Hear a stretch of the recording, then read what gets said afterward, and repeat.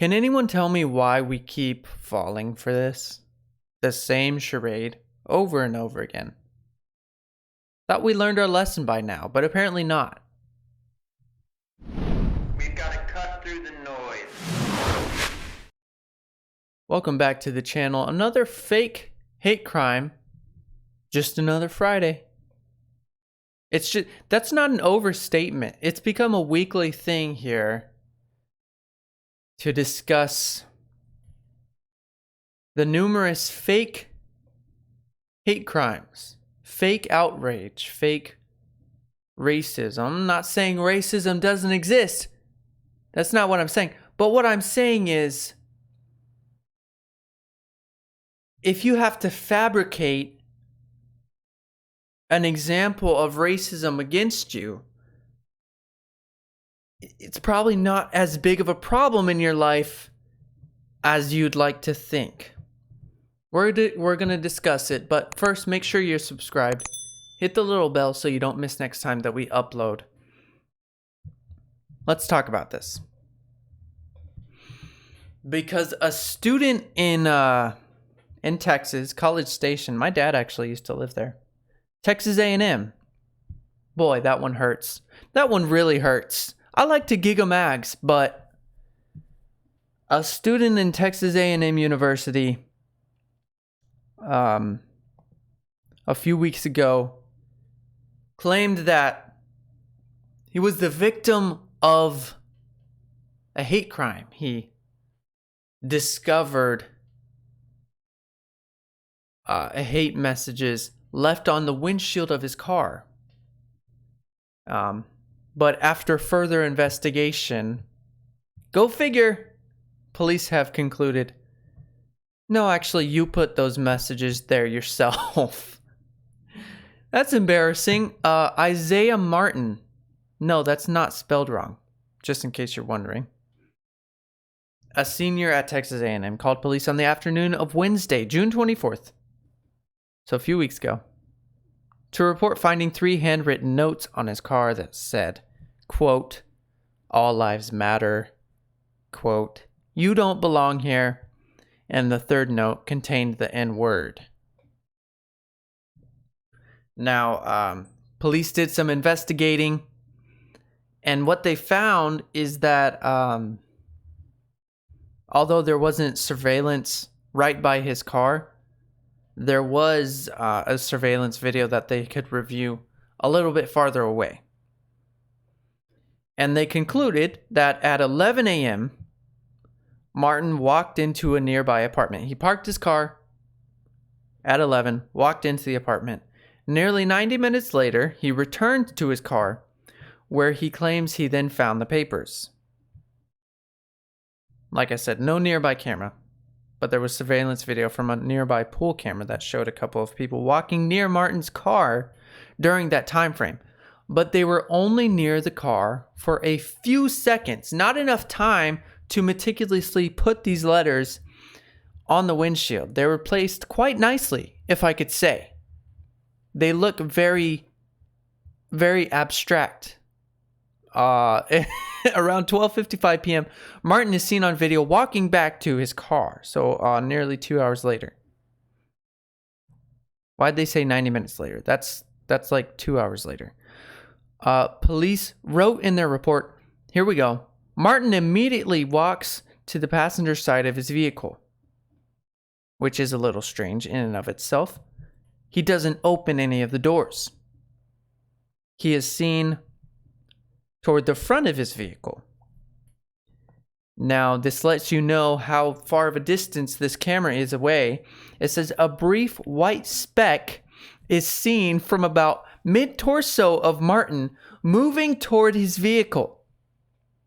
So if you could picture him walking up to his vehicle, and then a piece of paper, a small little white speck, comes out from, he's kind of like trying to sneak it onto the windshield. This is hilarious. And then another white speck is seen near his chest area. Martin is then stepping back and onto the sidewalk in front of his vehicle, most likely taking photos and videos that he would later post to Twitter and complain about the incident. He then approaches his vehicle again on the passenger side and remains there for a few moments. He's then seen walking around the front of his vehicle. Martin then enters the driver's door and drives away for a few moments later. The total time spent at his vehicle is 1 minute, 15 seconds. So it happened really fast. He walks up to his car, puts the papers on there, makes sure they look nice and even, and we'll show pictures of it in a second. And then he goes back, takes his pictures and videos, then proceeds to drive away. Maybe he kept them on the windshield, like kind of like a trophy, like the Jussie Smollett thing, where he was still wearing the rope that was used to attack him. Several hours later, when the police showed up, he's still wearing the rope. Yeah, right, dude. You're too Hollywood. Now, here's the thing. The report goes on to say the other individuals, because there was other people in the video that walked by in the time that he was in the apartment. They walked by his vehicle, but were there for no more than 5 seconds. They were near the car. And they would have had to reach over the hood to place the notes. It's not likely. It's not enough time. He was the only person, quote, from the police, with enough time to place the notes on his car. There was nobody else that could have done this. That's how we know it was you. Here's the really disgusting part, though. Martin believes the notes were left by one of the men seen in the video walking a dog. You know, just part of the evening, afternoon walk, taking the dog out. And I'm also going to take these letters and place it on a random person's car. And because racism. Not very believable. He is willing to put this and pin this on some random stranger.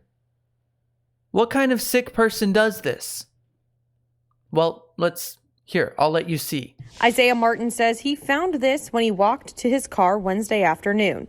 Handwritten signs along his windshield. And one said, all lives matter, and the other said, you don't belong here, and then the other one was very explicit. It said the N-word with the hard R. It happened right outside his apartment that sits on university property off George Bush Drive. For them to go to that length to find out what I'm driving, who I am, that just goes to show how much hate they have in their heart.